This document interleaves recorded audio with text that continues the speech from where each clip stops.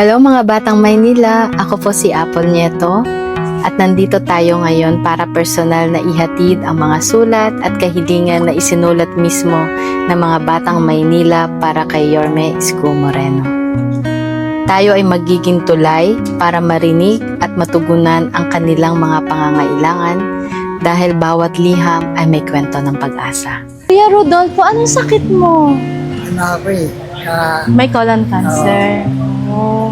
Kaya sumulat ka kay Yorme Isko. Oh. Ganda ng ngiti ni kuya ko. Oh.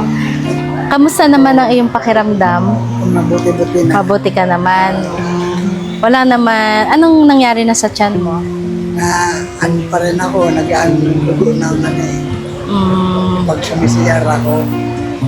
Mayroon pa rin. 22. 72 years old. Pero para ka lang 15 years old.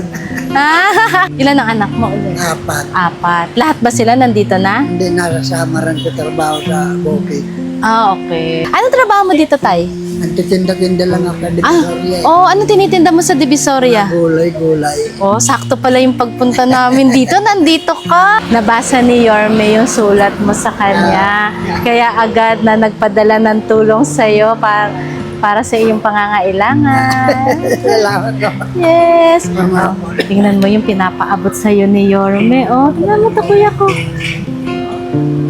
May 10,000 ka po yun. Salamat po. Ano masasabi mo kay Yorme Isko? Maraming salamat po sa inyo. Yes.